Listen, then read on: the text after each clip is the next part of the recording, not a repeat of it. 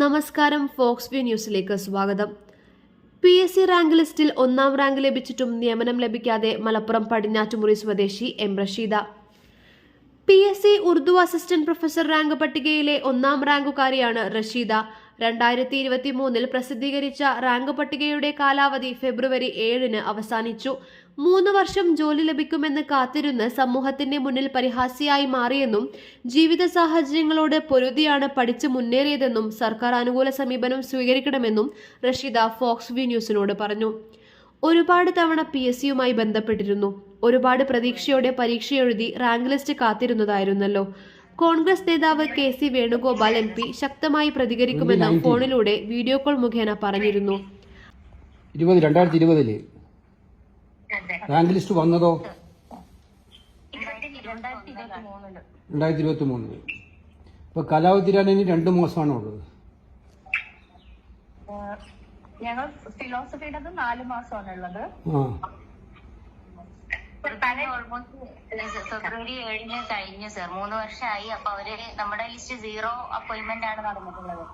അപ്പൊ 0 അപ്പോയിന്റ്മെന്റ് ആയതുകൊണ്ട് തന്നെ PSC പറഞ്ഞിട്ടുള്ളത് ഒരാളെ നിയമിക്കുവോളം ലിസ്റ്റ് ഉണ്ടാവും എന്നുള്ളതാണ്. പക്ഷെ സർ, നമ്മുടെ സർവീസ്, നമ്മുടെ സമയം ഇതൊക്കെ കടന്നു പോവല്ലേ. ഈ ഒരു 3 വർഷത്തിന് വേക്കൻസി പൊസിഷൻ നിങ്ങൾ നോക്കിയിരുന്നോ?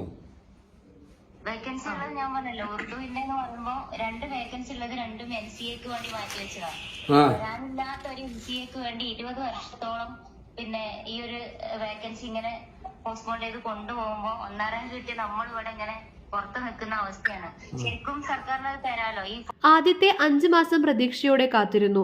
പിന്നീട് അന്വേഷിച്ചപ്പോഴാണ് അറിയുന്നത് നിലവിൽ ഒഴിവില്ലെന്ന കാര്യം. സർക്കാരിന്റെ 4 വർഷ ഡിഗ്രി കാരണമാണ് ഇത്തരമൊരു പ്രതിസന്ധിയിലൂടെ കടന്നു പോകേണ്ടി വന്നത്. ഇന്നല്ലെങ്കിൽ നാളെ അത് കിട്ടുമെന്നുള്ള കാത്തിരിപ്പായിരുന്നു കഴിഞ്ഞ 3 വർഷം. എന്നാൽ റാങ്ക് ലിസ്റ്റ് പ്രസിദ്ധീകരിച്ച് ഇത്രയും സമയം കഴിഞ്ഞു പോയിട്ടും ജോലി കിട്ടിയില്ലെന്നത് വല്ലാത്ത നിരാശയായിരുന്നു. അർഹതപ്പെട്ടത് കിട്ടാതെ പോയതിൽ വല്ലാത്ത പ്രയാസമുണ്ട്. സർക്കാരിൽ പ്രതീക്ഷയുള്ളത് കൊണ്ട് തന്നെ ഇത്രയും കാലം മീഡിയയ്ക്ക് മുൻപിൽ ഞാൻ എൻ്റെ അവസ്ഥ പറഞ്ഞിരുന്നില്ല. എന്നാൽ ഇപ്പോൾ പറയുകയാണ്. ഈ വിഷയം മുഖ്യമന്ത്രിയുടെ അടുത്തേക്ക് എത്തണം. അത്രമാത്രമേ നിലവിൽ ഉദ്ദേശിക്കുന്നുള്ളൂ. ഈ പ്രശ്നത്തിന് പരിഹാരം കാണാൻ അദ്ദേഹത്തിനാകുമെന്നാണ് വിശ്വാസം, റഷീദ കൂട്ടിച്ചേർത്തു. News desk, fox view.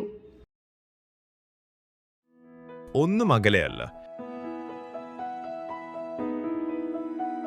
ചില സ്വപ്നങ്ങൾ വൈകിയേക്കാം, പക്ഷേ അസാധ്യമല്ല. പുതിയൊരു തുടക്കം കരുതലോടെ. അത്യാധുനിക സാങ്കേതിക വിദ്യയും പ്രതീക്ഷയും വലിയ സ്വപ്നങ്ങളെ സാധ്യമാക്കും. ഞങ്ങൾ കൂടെയുണ്ട് നിങ്ങളുടെ കുഞ്ഞു വലിയ സ്വപ്നത്തിനായി.